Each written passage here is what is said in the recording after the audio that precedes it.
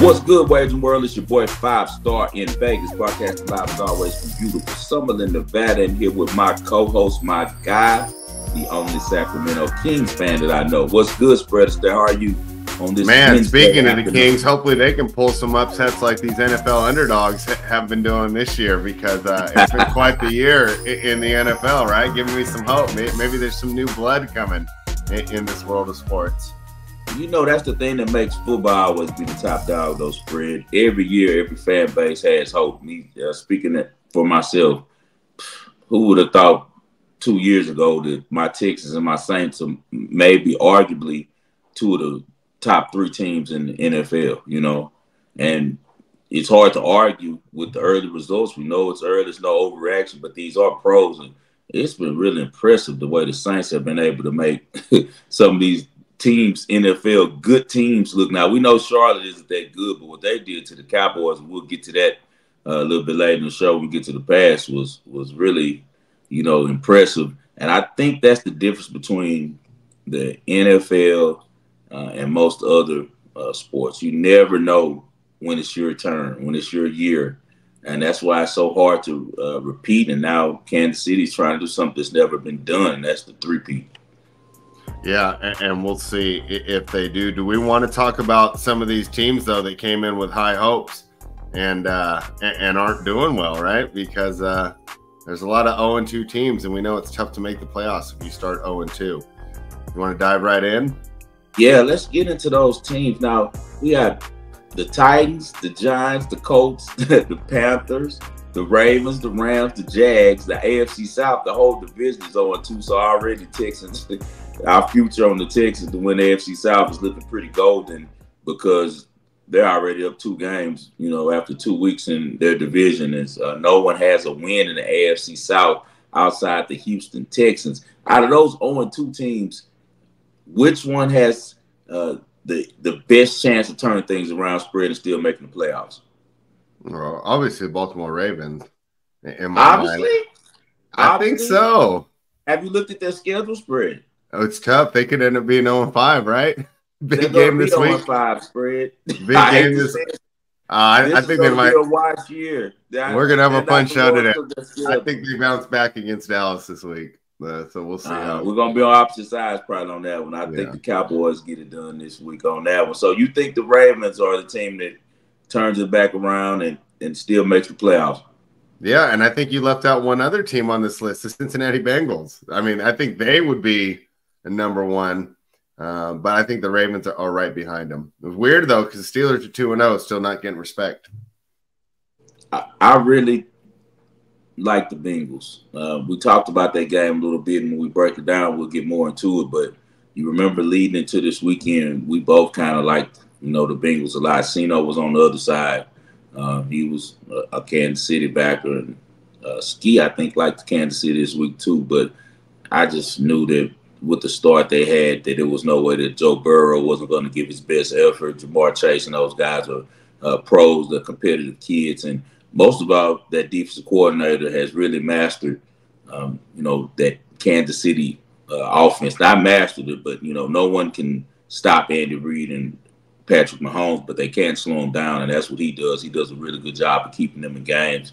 And Britt Taylor, good cornerback for Cincinnati, he backed it up with a huge interception, kind of OBJ reminiscent in that game. And we'll talk about, as I said later, a lot of controversy in that one. What do you think about Bryce Young, one of the 0-2 teams?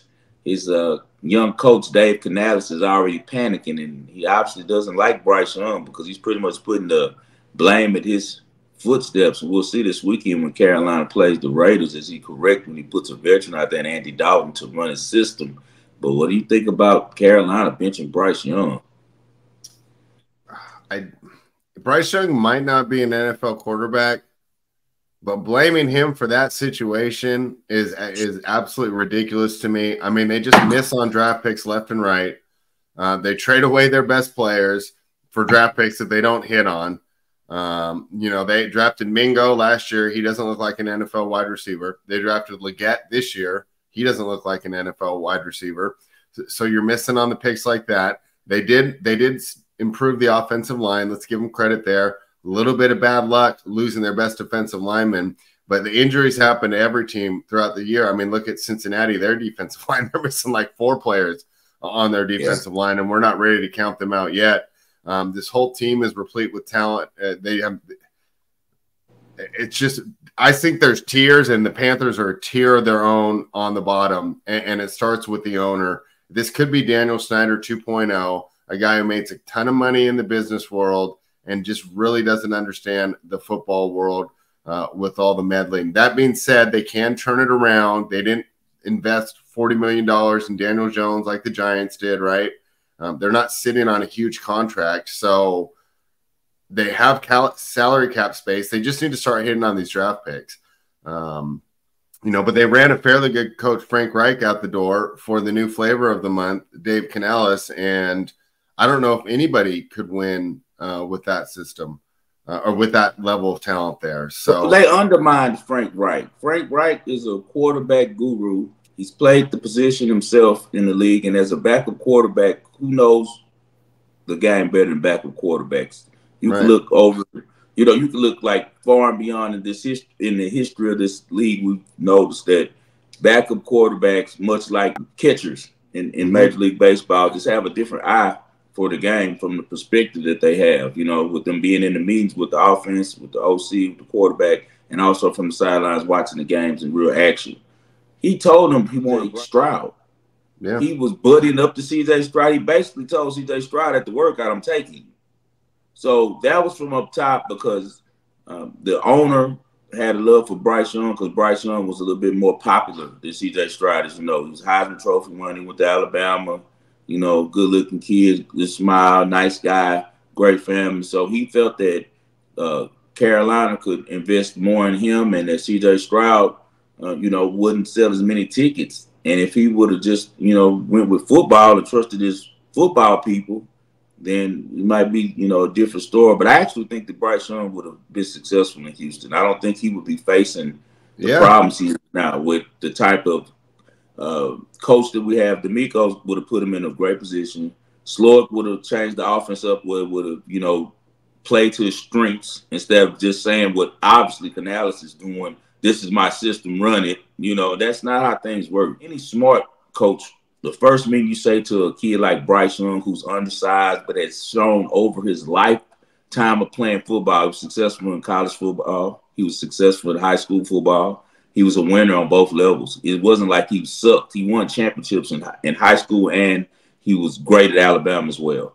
Okay, he wins the Heisman Trophy. That isn't just because the guys he has around him. He still has to make these passes.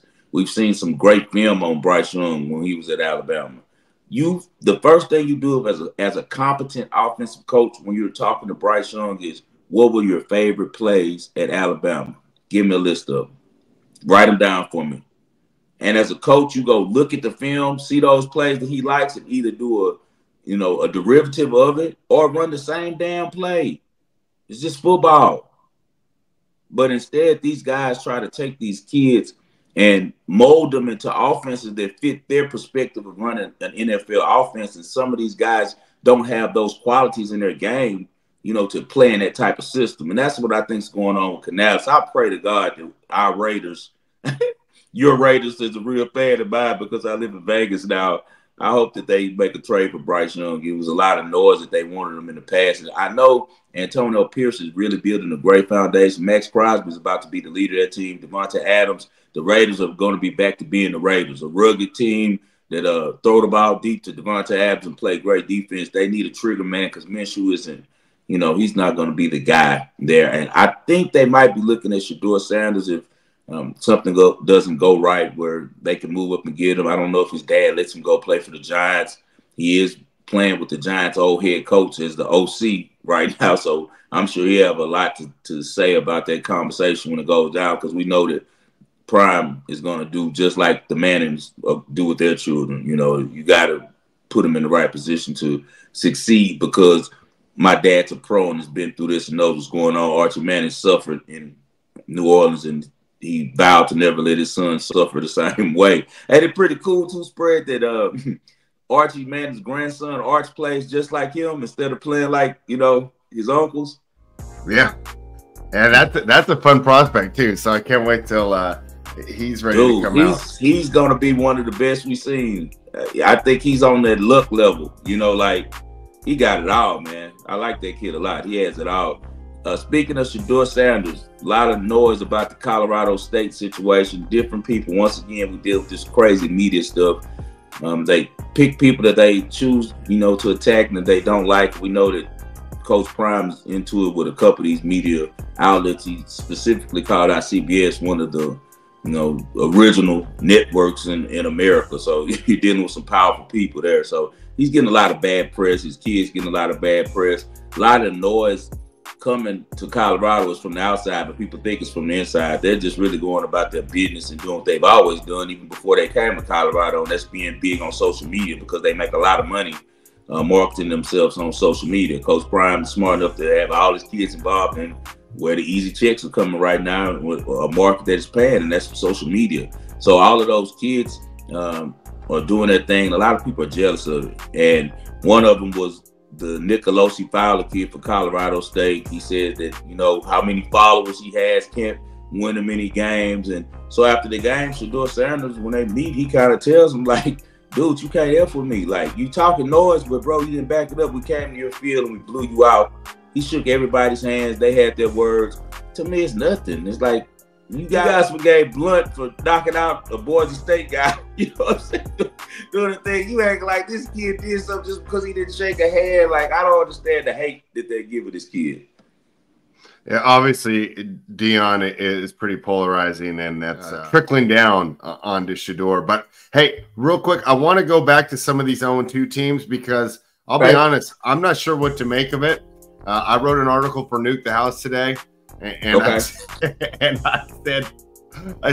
said, the only true wisdom is in knowing you know nothing, because that's how it feels for the NFL this year. The dogs of 6 points or more have covered every single spread this year. So sportsbooks, we make our numbers. The sportsbooks put up the numbers, and we can't figure out which of these teams are supposed to be winning. First one I want to know about, because I can't decide about this guy. Obviously, he's not good right now, right? If we're betting week 3, I'm not excited about backing Will Levis. But do you think he has a future in the NFL, or is he going to be one and done like some of these other big arm kids that can't figure out how to throw underneath? Remember when Will Levis was first put in the discussion with C.J. Stroud and Bryce Young, and how I told everyone that Will Levis wasn't going to be a good pro? Yeah. And he's done a really good job of, maintaining and sticking. I think he's with an organization who obviously wants him to do well. I think he's with an ownership group that wants to see him become the face of that team. His decision-making, I told you guys from the beginning, he reminds me a lot of the kid on do you remember the movie with Kevin Costner, and he's the GM for the Cleveland Browns? The Draft Day. Something like that. You remember the quarterback, and I told you he reminded me of that story about the quarterback on there, that he got a big arm guy, great smile. None of his teammates liked him, though. None of the teammates are coming to the birthday parties, because he's just not a good dude. He's a selfish guy. And so that was the problem, that when I dug into Will Levis, I already saw his tape, and kind of like Bo Nix, I didn't like his decision making. I didn't like the pulse that he showed when the temperature was turned up in these big games in the SEC. But I also gave him the benefit of the doubt that he was playing with lesser competition. So maybe that had something to do with it. But it's just that he never seemed to lift his teams up and take them over the hump against, major teams in that conference. Fast forward now, they get rid of Malik Willis. They've done everything to make him, things comfortable for him. He thinks he has swag, has some heart, but it's just decision-making, man, when it really counts, hasn't proved to be any different than I saw in the SEC, and that's that he melts down when, things are serious, when it's money time. When it's money downs, you can't really count on him. So he's a young kid. Let's see if he grows. I'm rooting for any young man that's playing quarterback to do well. But between his ears has always been the problem for me with Will Levis.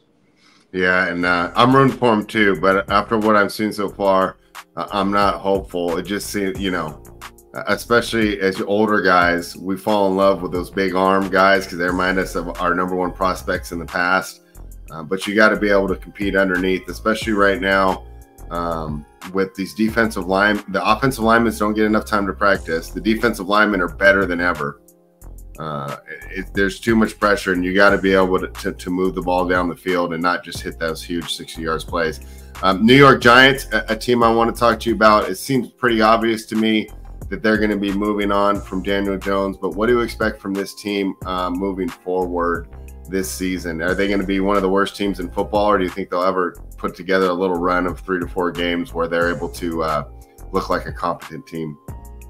This weekend I was in the book with Ski, and I was more focused on, I had a lot of money on the Vikings. I had a lot of money as well on during that window of time. I think I jumped in live and I took the Browns. So I was dealing with those 2 games right there, though. So I was really more focused on them, as you were just talking about, I think, a show ago about when you're in the book, how there's so much stuff going on. Yeah.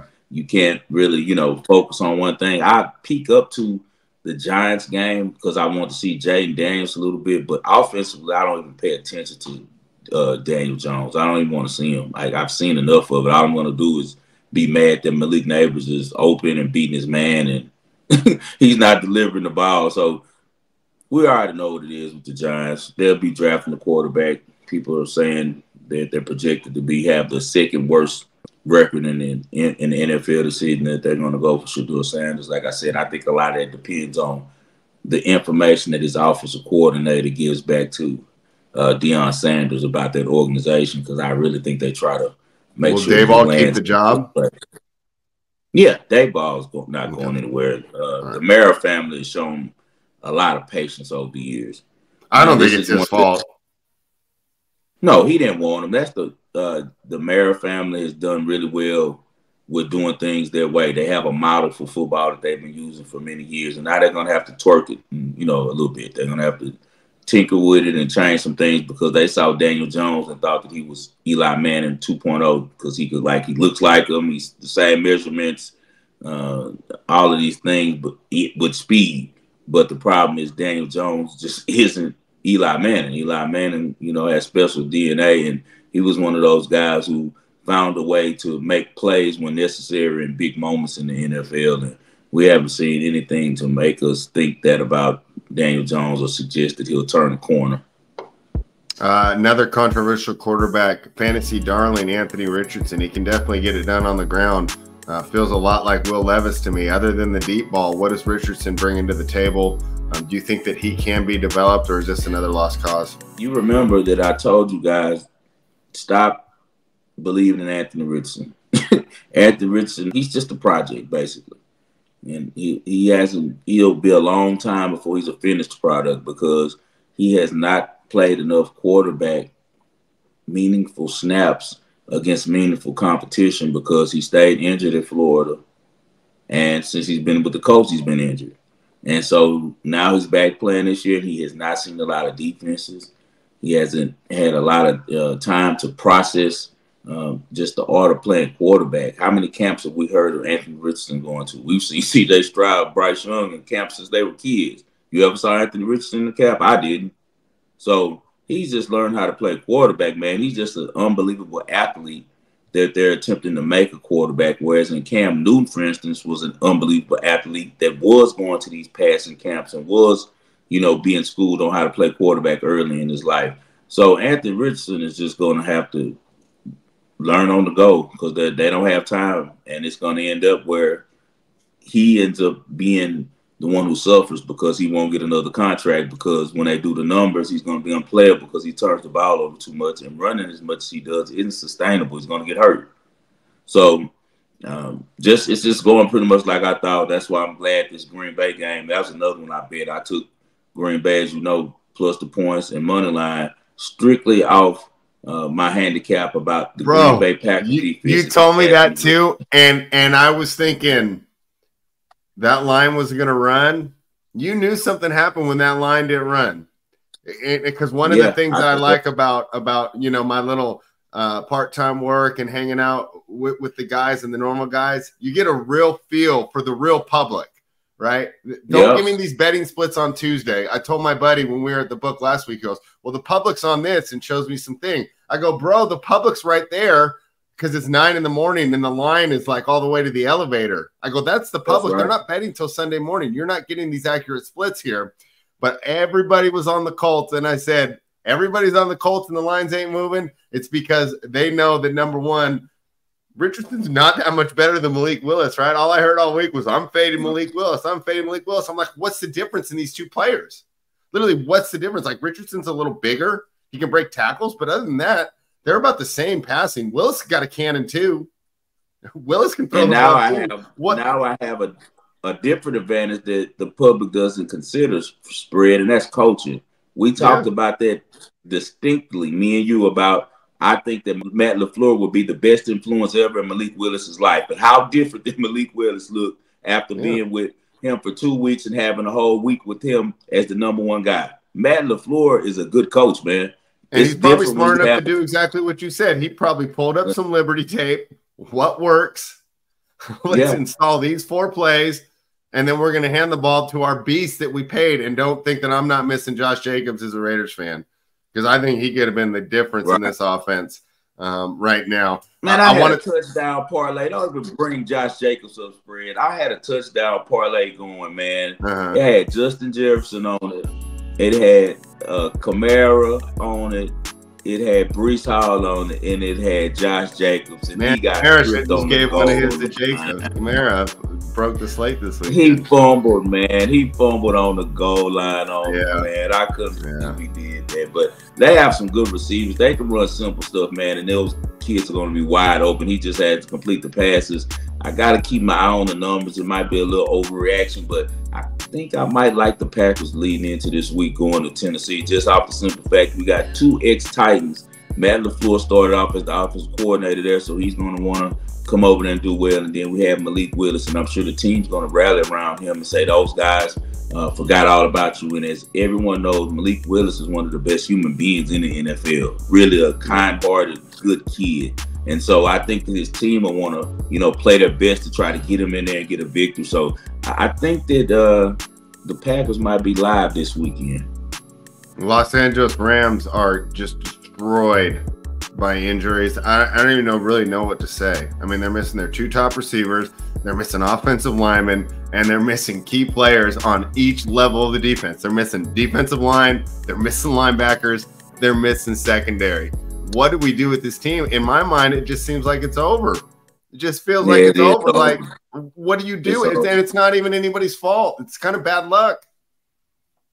Chicken's coming home to roost on their coach, man. It's just simple as that. And what he did is he ran Cooper Kupp into the ground. As I told you, he saw Cooper Kupp as himself, man. He was a little receiver, a little undersized, quick.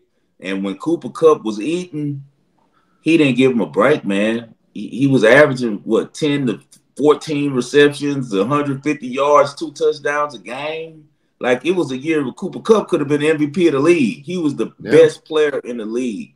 And the kind of cuts that you make at wide receiver, especially as a slot receiver like Cooper Kupp was, that works from the inside, man, it's too much wear and tear on your ligaments. It just is. And I know that his coach wasn't trying to do it. He was just I'm going to get this guy to the Hall of Fame because he's that type of guy and he's that good. He works that hard. He deserves it.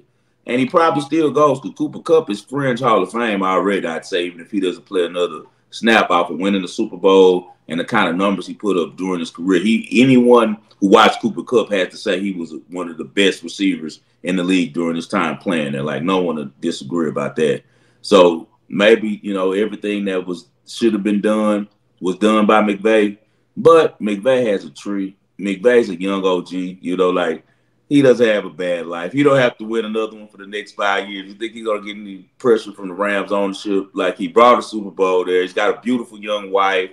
He's working out there, living the life on the beach, about to probably have some kids. His number one guy, Aaron Donald, just retired on him, in the middle of still the top defender in the league, but he's ready to chill as well. McVay might be on the TV next year.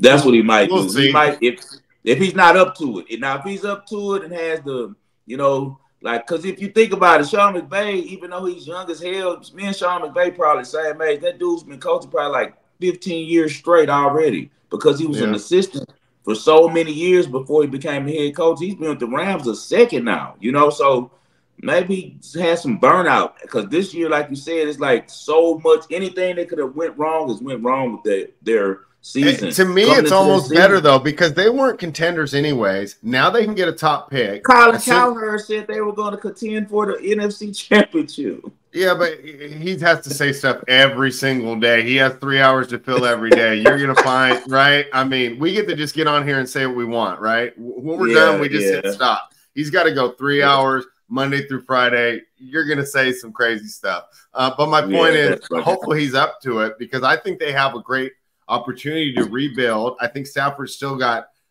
3 more years maybe at top, and you can bring in, if you get a top 5 pick and you don't need a quarterback, you're going to get one of the best skill players, one of the best offensive linemen, one of the best defensive linemen. They hit this year on Jared Verse.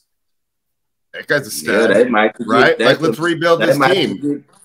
Travis Hunter. They might get Travis Hunter. Travis Hunter in LA, that's perfect. I'd love to see what could happen because when you have a quarterback and you're picking that high, they could even trade back and even stockpile some picks, right? Maybe it's the Raiders, right? Maybe the Raiders moving up for Shador. I have a feeling that with the type of owner that they have, with him making so much money out that stadium, with him being one of the more power players in the NFL, I think they're going to tear it down, man. I think they're going to get rid of Stafford. I don't know if that's what I'm wondering is McVay going to be able to weather everything because we know Stetson Bennett isn't the answer.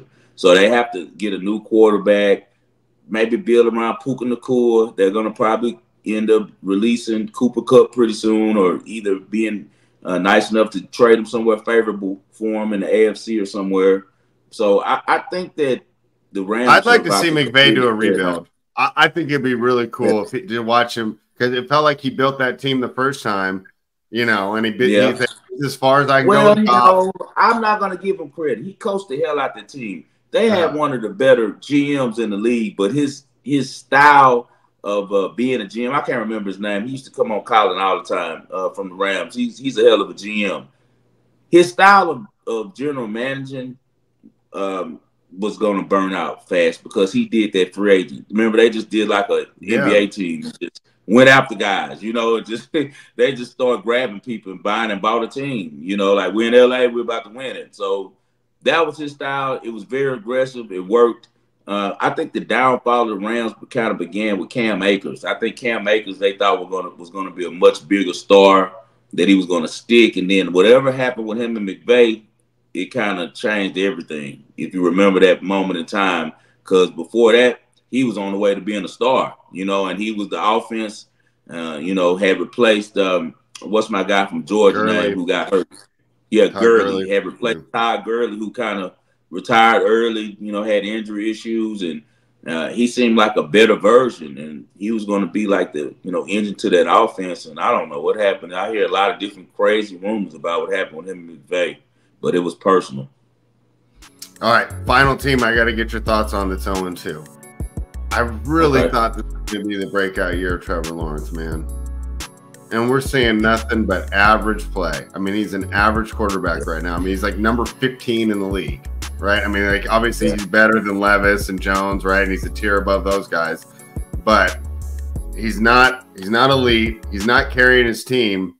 And you can't really blame the organization, right? It's not like they didn't try to give him. Brian Thomas is fantastic. If it wasn't for Malik Neighbors, Brian Thomas is probably the best rookie of the year, right? I mean, he's right up there with Marvin Harrison in my mind as the ability to change a game.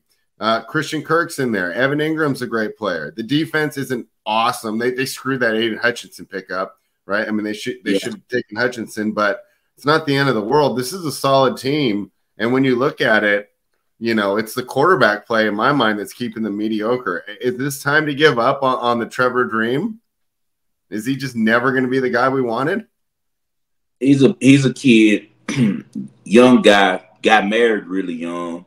So that's one thing you got to remember when you look at I usually like Lawrence. that.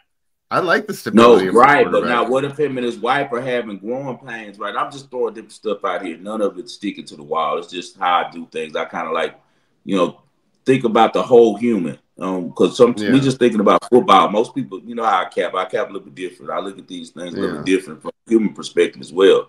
Okay, so he might be 20. What is he? 25, 26 now, 24. He's up in that age range. Him and his wife are young kids, married. This Instagram world, I don't know if he got any new kids, but it's a lot changing and it's a lot going on at his age.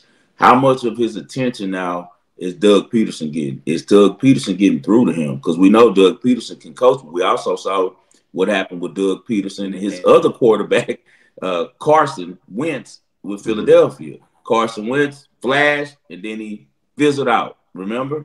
Yeah. He burnt out quick. So Doug's a Monroe, Louisiana guy. Doug's a tough ass. He's a hard ass. He's an ex-quarterback himself, another backup quarterback that understands from a different perspective. He's been with the best. Andy Reid's all-time greatest assistant, his favorite guy. He can call Andy Reid for anything. He used to play for him and he coached for him. He kind of molded his career. Won a championship with Philadelphia. He knows what he's doing. But how's his relationship with Trevor Lawrence? Why isn't he getting through? They've gotten him weapons. They even added Gabe Davis. They have all types of weapons. Travis Etienne is good. He's a good running back, you know, and they're running him like a dog. He's getting 26, 30 carries a game because they're trying to protect Trevor so much. So why isn't Trevor seeing the field? Why isn't Trevor executing? I don't know, but I think that he's too good of a player and has too much pride. Maybe get his focus this weekend. I'll probably be on them against the Bills. All right, yeah, that's my biggest disappointment, and I took a lot of him in best ball year thinking that it was going to be his breakout year. You know, obviously 2 games isn't enough to close the chapter on this book, but yeah, I was hoping to see more for him, right? He was supposed to be the next Andrew Luck, the next Elway, right? He was the greatest prospect we've seen, and now it's not bad. I mean, I guess that's the good thing about getting him, right? I mean, he's serviceable, but he's not the game changer that we expected. Anything more on 0-2 teams before we jump into the pass? Roll to the pass. All right. Good weekend for us, especially in the college football world. You gave out UNLV +9 over Kansas. You sprinkled that money line as well. Cash both tickets. Talk to me about what you saw in that game. Just a good performance by UNLV. You got Barry Odom, that's just a really good coach, and he has these guys believing. He has these guys ready to show the world it's a new UNLV. Like, they're going to be the trailblazers that start a brand new tradition. They have the money, they have the backing, they have the right school, they have the right city. So I'm really proud of these guys. As I told you, Matt Sluka, he's a weird quarterback. He reminds me, as I said, of Jim McMahon. He's just going out there to play. He can't really throw. You know, he's kind of fast, but not really. But he just can make things happen because of just heart, man, and determination. And he carried that team through. And even though he was 7-18 for only 1 touchdown, man, he still was the best player on the field, man. Just some huge effort plays by him. And, you know, UNLV keeps it close. They still at the end. DeJesus did not play well. He dropped a big ball at the beginning of the game. Ricky White was kind of shut down. But UNLV would refuse to lose, as I said. Just a lot of heart by Matt Sluka. Enjoyed that one a lot, watching it at Westgate. All right, great call for you there. Alabama just smashed Wisconsin as a 16-point favorite. Easy spot there for us.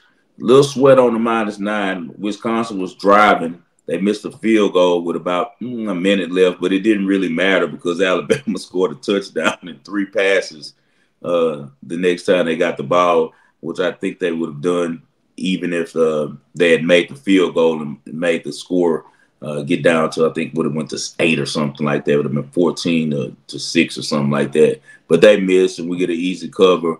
Alabama looks good. Caleb DeBoer, not going to be any drop-off for them offensively. Defense looks good as well.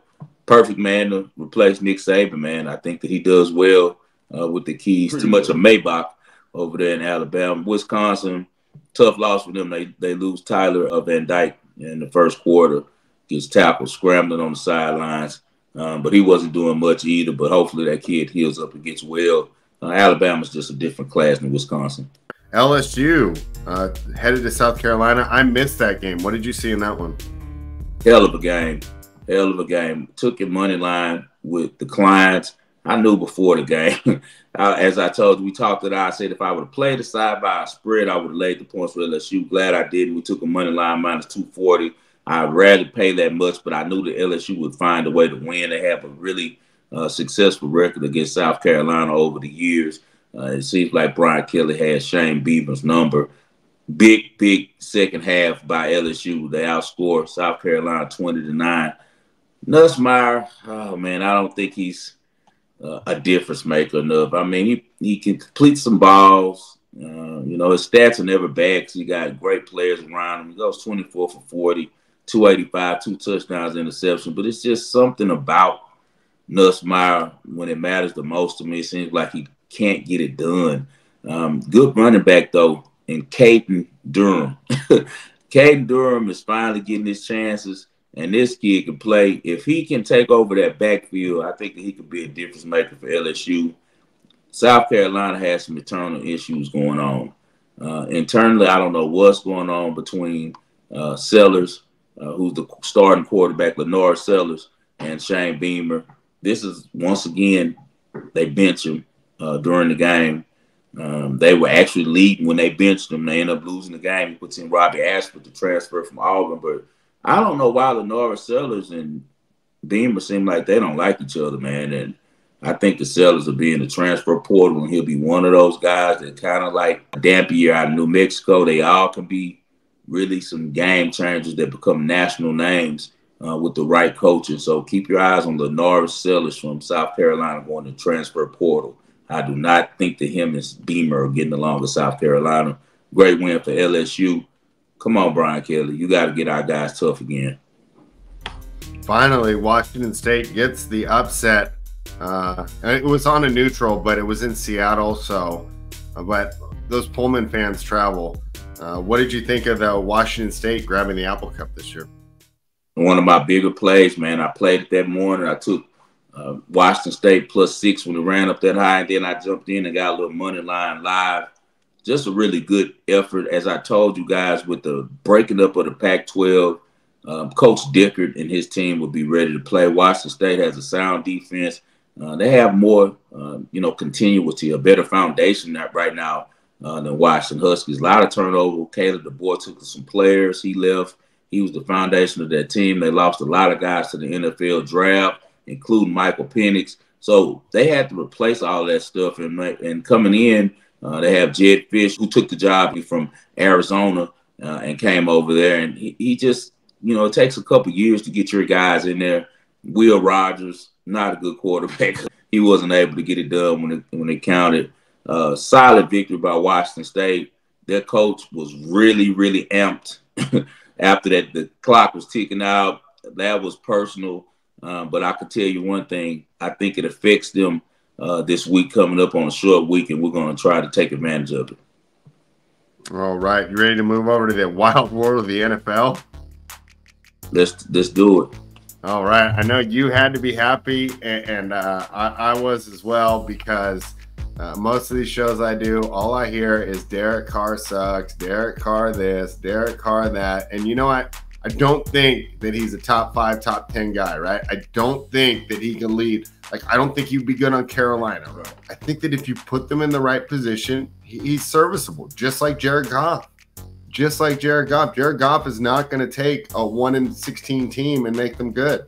But you put him in the right situation, and he's going to do what the coach asks. And that's what I saw this weekend. And you can say 11 for 16 all you want. He only threw 11. Watch the tape. Watch the throw that he put to Shaheed. Couldn't have been any better. Watch the touchdown pass to Olave. It's a perfect throw.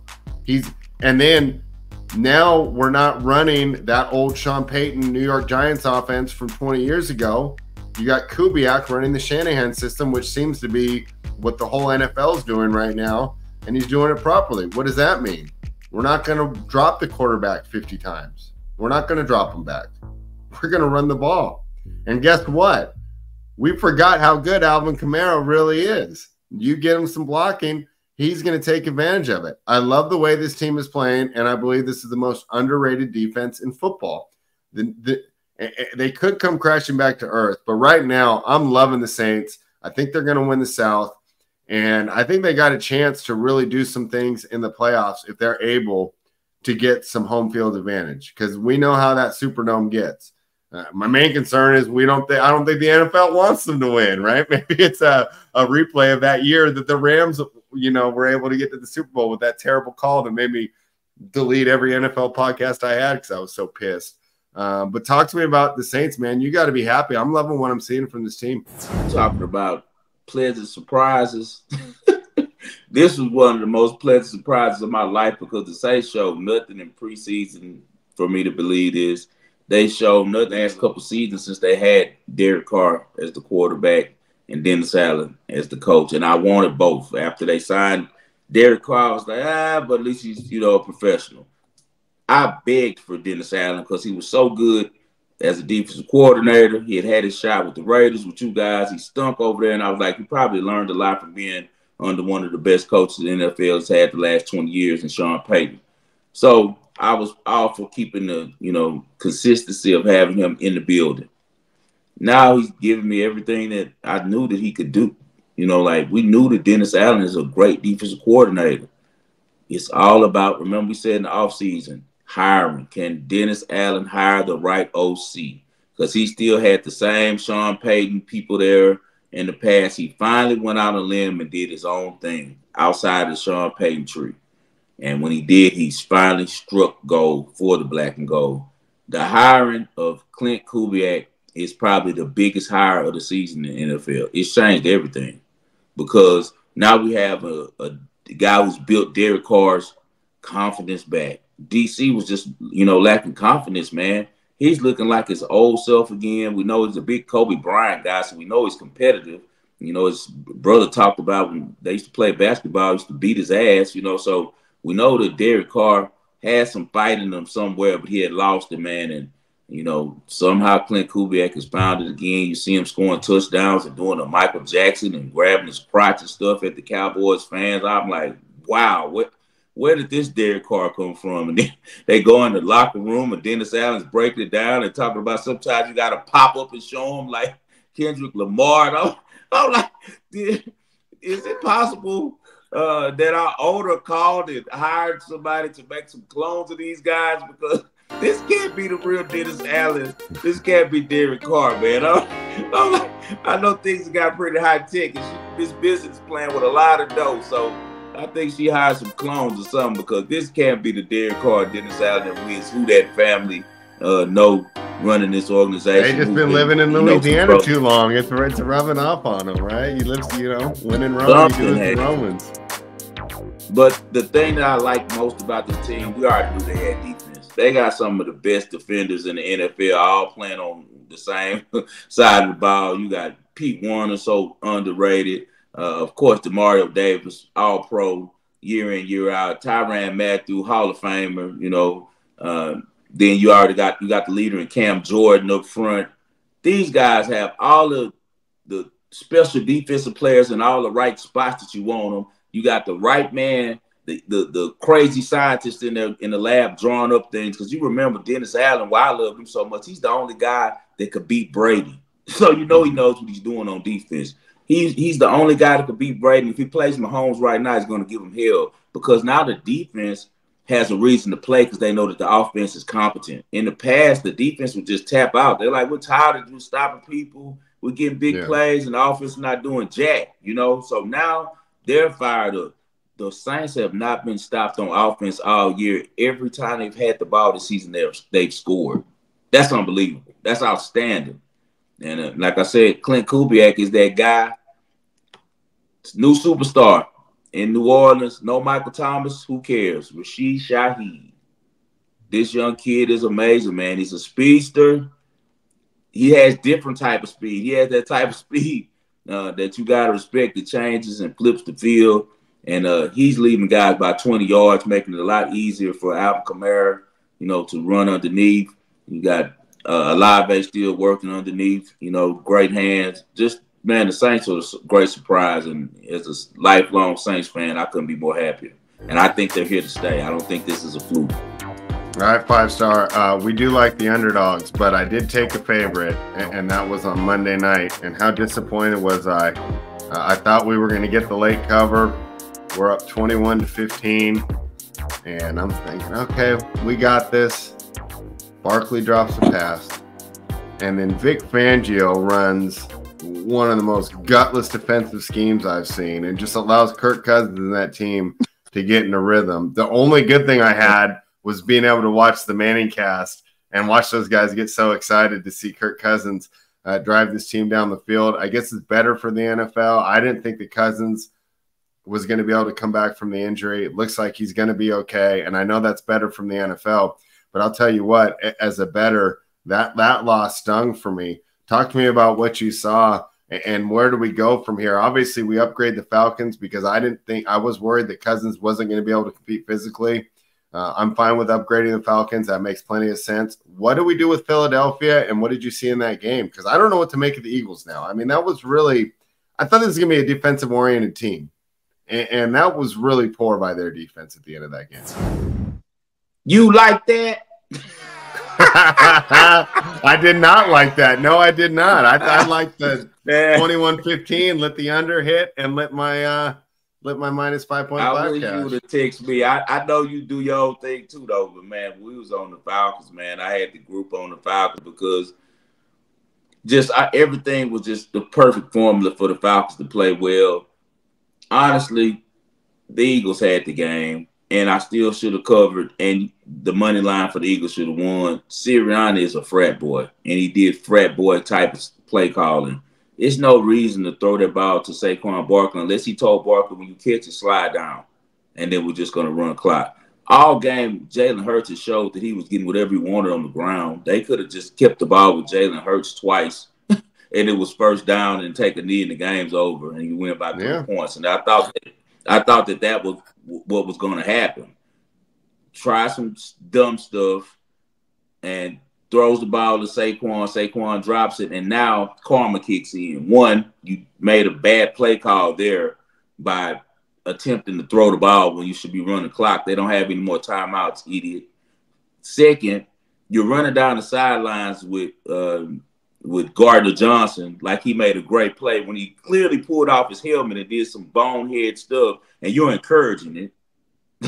Like, yeah, he made the tackle, good play, but now you so about yourself and me that you're taking off your helmet, and they've been clowning him. They got a little meme they do. It's like Kobe in heaven looking down all pissed. Gardner Johnson decided to wear number 8 for Kobe, and he's out there getting like burnt, getting like schooled in the open field, getting like he's trying to make tackles, getting shook. But he's once again doing some silly stuff because I used to kind of like him in New Orleans, but the Saints got rid of him because he doesn't understand the temperature of the room. Sometimes he's such a loudmouth, and he did something silly. And Sirianni's back in that mess, running with him. Sirianni's not going to last in Philadelphia. Remember, I don't think he makes it through the year unless there's some turnaround. The only thing is the team's so talented, they might turn around. I mean, it's not like he's not going to last, man. Sirianni doesn't have the right mind state for this job. I wouldn't be surprised if he's partying a lot, too. That's the face I get from him. You know what I mean? So I think he's a nerd that's, hit the jackpot, went to a Super Bowl his first year with the Eagles as the coach, and now he's living out all his little dreams or whatever, and he's forgetting what this thing is really about. And, that's about being a professional, man. It's no way you as a coach should be running down the sideline. I hate that. Remember when that's what made me stop liking Sean McVay. Yeah. Get your ass down and get ready for the next play. What are you doing, man? Your temperament is what the team is going to do. So if you out there on all that fired up stuff, yeah, they're going to do it too. Just like Raheem Morris on the other side of the field. He's stoic all through the game. But, him and Mike Tomlin came up together. They're from that little group of coaches under Tony Dungy. They're, they're going to be focused on the game. After the game, did you see when he hit the locker room after they won? They going crazy. He turned it up with them there. But on the sidelines, man, it's just a certain type of etiquette that you're supposed to have because your team is in battle, man. They have to trust that their leader is sound and not like them. He's above them. He has enough emotional stability to hold himself during really crucial times and to stay focused. So you can't be running up and down the sideline celebrating like you're a player, man. So I don't like that, but he was doing that mess, and sure enough, it ended up where everything came back around. The Eagles won. Bijan Robinson is a dog. He's one of the best players in the NFL already as a youngster. Now, do they wear him out? He got a lot of plays, take some kind of hard hits.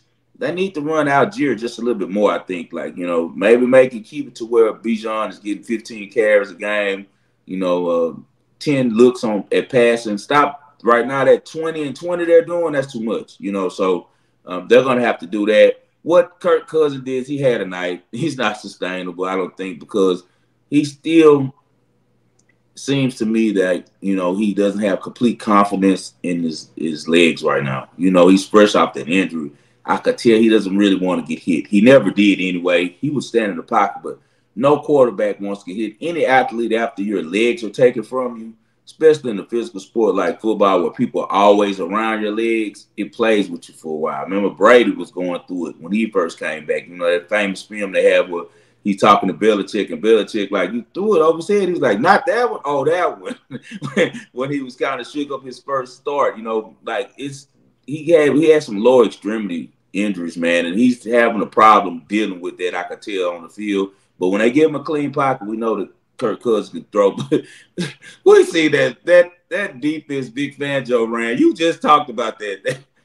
Like 1984 prevent. Here, just get 15 yards every time you play. This is a new league, man. They're going to take that 15, those kids' speed to now 25 and out. And if it's timing and you're in that stupid defense, that eats up a quarter of the field, bro, every 5 seconds. Like, they were down the field in 3 plays. They were in the red zone.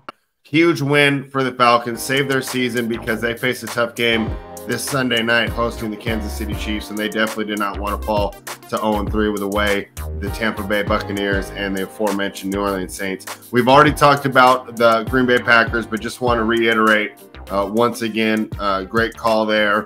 And we definitely, we were on the book side there because everybody loved Indy. And we were able to get that cash. Let's talk about a couple teams that we have yet to talk about, and that's the Minnesota Vikings and the San Francisco 49ers. Not as bad as the Rams, but the 49ers suffering some injury issues as well, losing Christian McCaffrey and now Deebo Samuel. And I thought Samuel was poised for a big year. He came into camp looking healthy. He got all the extra work with Aiyuk sitting. Now it's going to be Aiyuk's time to prove that he deserves that contract.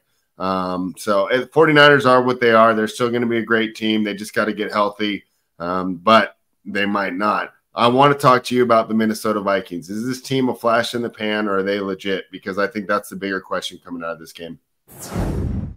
Before the season started with the Vikings, the first thing that I was wondering was Sam Darnold. If he could play like he's playing now, then they are, because we know I'm high on Kevin O'Connell. I think he's a great coach. His hiring of Brian Flores changed everything about that team's future and their ability to contend, because they're in the same situation like the Mike Ditka days with Buddy Ryan, where it's 2 separate teams, that they have 2 head coaches. Brian Flores is such a powerful figure, such a stern individual. His defense is going to listen to him and do what he says to do. And it's a perfect combination because Kevin O'Connell is very cerebral. So with the new age of playing offense, they're running some stuff. He's dialing it up on the offensive side and getting Justin Jefferson wide open. So it's a perfect combination. They got maybe the best staff right now at the top 2 positions in the NFL. And it shows by them going 2-0, even though they have Sam Darnold as the quarterback, and he hasn't done much in the league before now. Cut down on his turnover somewhat. Just a great job by Kevin O'Connell. And as I said, Brian Flores is different. Brock Purdy had to tell him after the game, man, your scheme is different. Like, I ain't see that like that what you was running on me, man. It had him really confused. Injury reserve for McCaffrey. Kind of like Sean McVay. Another thing, overusage. Shanahan ran McCaffrey into the ground. He ran him way too much, trying to keep him getting these touchdown records and consecutive touchdowns and all this stuff. And they had other backs on their team that are really good that should have been getting carries, taking a little bit of the workload off of McCaffrey. Now, once again, another situation where chicks are coming home to roost years later. The 49ers aren't going to be as good as you think they are, Spread. And I knew they weren't this year. And the reason why is because too much noise in the offseason. Start with Brandon Aiyuk. They should have never brought Brandon Aiyuk back, Spread. When a person is gone, they're gone. It's just like a relationship. The way he was tweeting and all that stuff that he was saying, they weren't ever supposed to want him back in that building. They weren't supposed. He's not that good, and now he's playing with money but spite because he really just didn't want to play with you guys. But you gave him so much money, his agent had to come show up and take that check. Aiyuk isn't happy, man. I don't think he likes Shanahan, and I know he doesn't like John Lynch. He's just playing because he got the money, and now they're gonna have to end up trading him, and they paid him still because I don't think he's gonna want to still stay there.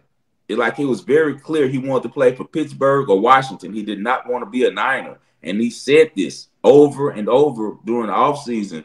And them forcing their hand and making them come back with the money was the worst decision they made. I know that locker room has the same type of energy that it had before. Debo, he's always hurt. He gets hurt every year. He missed 6 games a year. You might as well just chalk it in before the season started. Debo's going to miss 6 games. So I don't know if the 49ers have a strong year. Maybe they come in as a wild card team this year, or either they have the worst record out of all of the conference winners, so they're still a lower seed. That's why I think they kind of fit in this year. I think they're more of a 10-7 team this year than a 12-win team, 13-win team like in the past. But as long as they get into, the dance, the tournament, they have the weapons to do something if everybody comes back together and is healthy by that time. But the Vikings are overachieving, but the Vikings are a good team because Brian Flores and their defense, it's a no-name defense. It doesn't matter as long as he's calling the plays in the same way with the offense. As long as they got a good trigger man, Kevin O'Connell knows what he's doing. The Texans better be very careful this weekend. Yeah, I think the Niners will still bounce back. That's the worst matchup for him in the NFL because we know how much Flores loves to blitz, and I don't know if other teams, even seeing what he did, would have the acumen or even the personnel to go ahead and replicate that. But we'll see. I mean, the Niners haven't won in Minnesota since 1992 or something, so I'm not going to downgrade them too much, but we'll see what happens there. And I think the man that you mentioned is the key. Brandon Aiyuk's really going to have to earn that money if that team's going to stay afloat until they get their other players back. The Chiefs were able to get the win. Did the refs help Casey again? For me, the play call. What do you think? I think the play call, the 4th and 16, that was the right call. If you're going to complain about the refs, it's all the other calls that they didn't get earlier. Because there was plenty of calls that you could have called on the Chiefs, especially when they were playing defense against Cincinnati, that were not called. So while I do believe the 4th and 16 was the correct call, I believe they were a lot more lenient on the Chiefs when it came to the defensive holding and the holding on the offensive line. And there was a lot of no calls that probably should have gone at Cincinnati's way. What did you think? I took the Bengals, so I ended up winning with the spread, but honestly, I feel like they got job. It's like this with certain calls that are judgment calls. You can't allow those calls to, be the determining point for the game. Like in a position like that with a team 4th and 16, if he would have hit him clearly before the ball, but the timing was just and the ball was kind of high, you got to have enough judgment as a ref, I feel like, to say, could this guy really have caught that ball, if he wouldn't have got there. So I just think that some of these refs, man, they have certain guys that they root for, certain teams that they're, really like the staffs or like certain players, and they're human. So no, Kansas City, the Lakers, the Lakers in the NFL. Go look at the distribution. Well, my point is they're the Lakers in the NFL, and they get a great penalty distribution every week. It seems like, definitely gets the benefit of the doubt when it comes to the ref. And at the end of the day, this isn't a pure sporting event. It is a business, and we know that that's the team that brings the eyeballs to the screen, just like the Los Angeles Lakers. Your top 5 power rankings, you want to read them off for me? So I like the Saints at number 1 right now. They've been the most impressive team in the NFL. Offense is scored on every position. You don't do that in the NFL. I don't care who you're playing against. Number 2, I'm going to go with the Texans. I think that they've shown the best all-around performances this year. Really strong defense, really good quarterback, really good schemes. Number 3, the Chiefs. They got by last week against the Bengals. Play a lot of close games. Somehow they always find a way to win them. I almost put the Bills above them, honestly, but we're going to, just because they're the defending champs, make the Chiefs number 3. Number 4, the Buffalo Bills. Sean McDermott is doing a really good job with a defense that we don't know a lot of names on it besides Ed Oliver, and he's really been playing all pro level early in the year. See if they can continue. Josh Allen is a really good quarterback. This is his first year being the guy, but he did it a lot at Wyoming where he didn't have a lot of talent around him and had to make something happen. I think he's doing a good job early doing that, and I think the Bills are one of those teams that had a really quiet offseason, and they're going to be around at the end. Number 5, it's a toss-up for me between the Chargers, the Steelers, and the Vikings. All 3 of those teams are really good, and they have 3 very, very important games this weekend. The Chargers and the Steelers play each other. That's going to be a defensive battle right there, battle in the trenches. And then you got Minnesota. They have my Houston Texans coming there, who I have at number 2. So if Minnesota can pull off the upset, they'll definitely be in that 5 spot. All right. And of course, we'll be going over those games a little bit more. Spent a little more time than we wanted to, 5-star, but I had to get your thoughts. You know, we haven't talked a lot this week. So fortunately for the viewers, they got to hear it, right? Because this is what I'd normally just be asking you on the phone. Yeah, they love talking sports with us, man. They're not worried about it. Y'all hit that like button, man. We went past an hour. We're going to probably go to about 1 hour and 30, but we want to get this information to you, man. It's important that we talk it out with you. Hey, we spend our time with you guys. All we ask from you to do is to hit that like button. So right now, you guys, if you're watching the Wagering World, if you're enjoying this information, hit that like button for us. All right, let's dive right in. What's the type of cars we're going to have be the present today? Man, let's jump in the Tesla X. All right. The Tesla and X. Let's go to the present, man. All right, man. You're coming off a great week in college football. We're going to look to keep it going. Stanford is plus 8.5. They're at Syracuse. The total's 57. Your thoughts on this game? Which Ashton Daniels do we get? That's the quarterback for Stanford. He's a very athletic kid, about 6'2", 6'3". Troy Taylor's a really good offensive coordinator. Troy Taylor runs an offense that's more horizontal than vertical. Around the edges, you're not protecting your edge. They can have some really big plays. Underrated offense, some really good receivers over there as well. But which Ashton Daniels do we get? He completed 82% of his passes last week, but against TCU in week 1 at home, he only completed 48%. He's been inconsistent his whole career. Not much of a passer, but he can get hot, and he does have the weapons around him. Kyle McCord on the other side of the ball for Syracuse has been more than consistent. He's been a really good player this year. Underrated, actually. Kyle McCord is playing a lot better than he played at Ohio State. He's completed 69% of his passes in the first 2 weeks and 4 touchdowns in each of those games. He has 8 touchdowns, only 1 pick on the season. They have a top 3 passing offense over there with the Orange. They're number 3 in passing yards per game, and they're number 2 in passing attempts, and they're number 2 in passing completions. So they really throw the ball. They get up and down the field. Syracuse has also played stiffer competition. I'll probably be on the over for the first half in the game on this one. I lean that. It's 57. That's a pretty short number. I think some points will be scored. They will be in the Carrier Dome. You know, it's inside on turf. So I think the Syracuse will put up some points. I probably lean Syracuse first half and the over first half. The Fighting Illini of Illinois, they're catching 8.5 when they travel to take on the Cornhuskers of Nebraska. Total here, a little lower. This looks like an NFL total, 5-star, 43.5. How do we approach this one? Both of these coaches have a really, defensive pedigree. You got Matt Rule with Nebraska, and you got Brett Bielema over there with Illinois. But if you look deeper into the numbers, Illinois isn't as good as they've been in the past on defense, whereas the Cornhuskers are the top 20 in all the run defensive statistics. The quarterback, though, for Illinois, Luke Altmaier, has been pretty good. 6 touchdowns, 0 interceptions. But the only competition he really played was Kansas. And against Kansas, he didn't throw for a touchdown. Really low-scoring game. Turnovers ended up being why Kansas lost that game because of Jalen Daniels had 3 interceptions. I don't think Dylan Raiola or a.k.a. Baby Mahomes has those type of numbers. I think he's really smart with the ball. 5 touchdowns. He only threw 1 interception. That was his first game ever playing in week 1. He's been outstanding with his completion percentage. A lot like Mahomes, he has a really high completion percentage and is really smart with the ball, 74% on that. I just think that it's going to be rocking and linking. I think Nebraska is a much better team than Illinois talent-wise.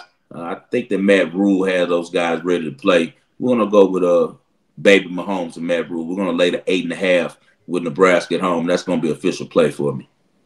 All right, let's head out to the West Coast. San Jose State plus 12. Well, Washington State let down after the big win against their rival in a game with a total of 55.5.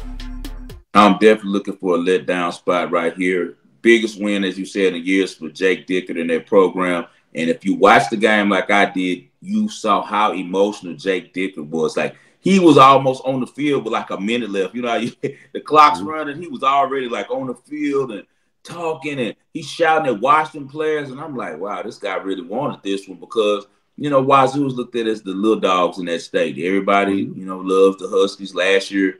And they went to the national championship game. They've always been the bigger market. They've always been the most marketed team in that state. So it's like a little brother complex, and they finally get over the hump and beat them. And, you know, it couldn't have been more sweeter for them as well because it's kind of like Washington State got left out, you know, and Washington left them to die. Kind of like Oklahoma State and Oklahoma. The hate for Oklahoma State is more now because, like, how dare you leave us in our rivalry and go join this other conference when our daddies and our granddaddies and uncles played against each other. That's the same thing going on in the Northwest with Washington, man. Washington State is really upset that Washington went to the Big Ten. They feel like that those schools have always played each other, always been the same conference. Luckily for us, they were able to continue the rivalry as the Apple Cup continued this year, just playing it a lot earlier since it's not a conference game anymore. On the other side of the field, San Jose State. Brett Brennan left San Jose State, went to Arizona, but he left a lot in the cupboard, and he left a really sound foundation. And that's playing defense and just playing good football, smart football, no penalties, defense, big shots, controlling the tempo, intelligent football. They continue to have Ken Niumatalolo, who used to be the coach at Navy. He's switched up his whole offense now. No more running the option. They're running a pro-style offense. They got Emmett Brown as the quarterback. He transferred from, guess where? Wazoo. So he's going back to Washington State. 5'10", little short guy, but he can throw it. He had 9 touchdowns, 2 interceptions, 60% passing completion percentage. Nick Nash is an NFL player. He's played quarterback for this team, and he's also been a receiver. He's been focused on receiver the last 2 years. He already had 6 touchdowns. He went off for 17 receptions, 225 yards, 3 touchdowns in week 1. Had 7 receptions for 90 yards and a touchdown against Air Force. And then last week against your Sacramento State Hornets, he had 10 receptions, 170 yards, 2 touchdowns. And as you know, Sacramento State isn't a walking, you know, like a walking mat or something like that. Like they're not a bad team, you know, even though people don't know about those Hornets or not, those kids can play over there. So he had a big game against them as well. I think that San Jose State surprises Washington State in this game and makes this game very competitive. San Jose State is in a lot of games. They're 9-1 in their last 10 straight up, and they're 8-2 against the spread in their last 10. Another thing, Washington State is giving up over 300 yards passing a game. They're 127th ranked in passing yards defense. They're 132nd ranked in completions allowed. I think that San Jose State surprises them, man. San Jose State is holding opponents to a 48% completion percentage on defense, so they really are good against, you know, the pass. Washington State's going to have to use John Mateer to scramble. If they can slow down that run enough, I think San Jose State could even pull it outright. They'll definitely be in this game, I think, in the fourth quarter. So this is an official play for me. It's actually going to be one of my bigger plays. I'm going with San Jose State plus 12. I think Washington State will be a little bit too hyped on a short week coming off upsetting their rival. All right, let's move back into the National Football League as Thursday Night Football continues. These short weeks are terrible. Terrible spot for the Jets, right? They opened Monday night in San Francisco. Then they have to play Tennessee on a short week. They get the win there, but I almost wonder if they had a real quarterback if they would have really got the win, right? And then now they get their home opener. It should be rocking there because there's high hopes for the Jets this year. But they play a team that has had their number for the past 20 years, and that's the New England Patriots, who seem to consistently beat the Jets no matter what is going on.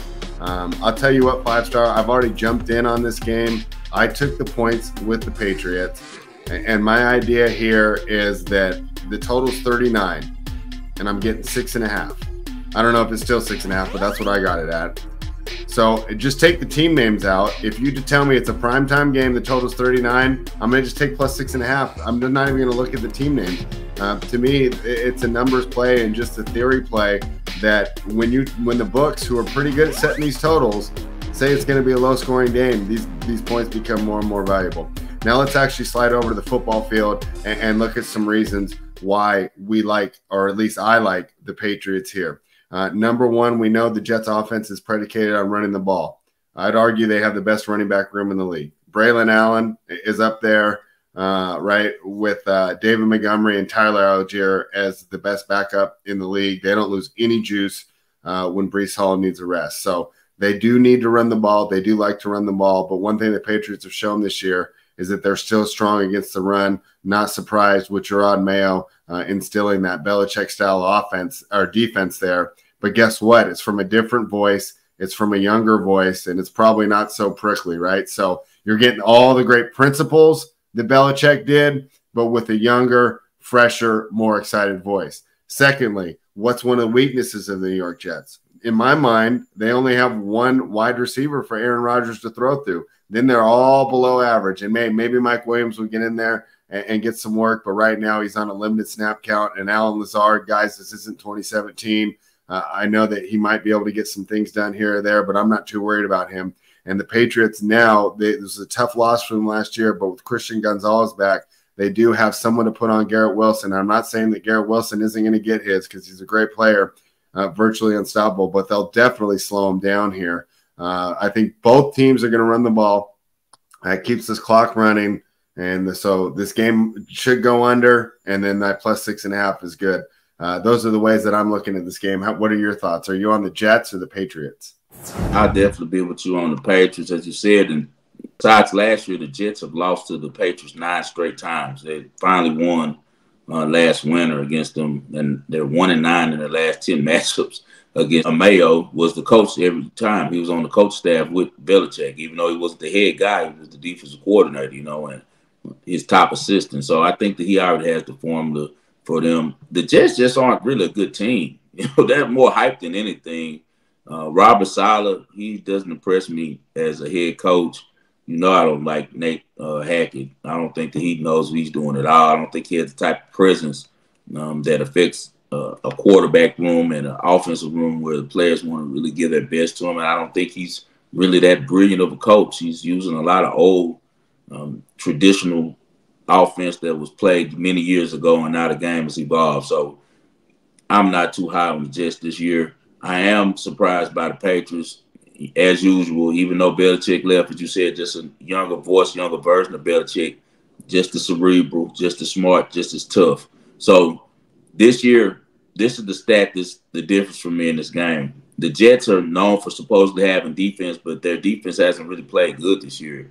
They're ranked 24th in rushing yards allowed per game. They're ranked 20th in rushing yards per attempt, and those are the sweet spots for New England. New England is top 5 in rushing yards and rushing attempts in the league. They're 13th ranked in yards per rush. They average 4.7, almost 5 yards a carry, and it just happened that that's exactly what the Jets give up per carry. So I think that the Patriots are going to be able to win this game in the trenches, and I think that Jacoby Brissett is, one of the more underrated quarterbacks. He's very competent. He's seen a lot of football. He's played a lot of places and played with a lot of really good quarterbacks and learned a lot. He's an elder statesman, and I think he's perfect actually for what Gerard Mayo wants to do.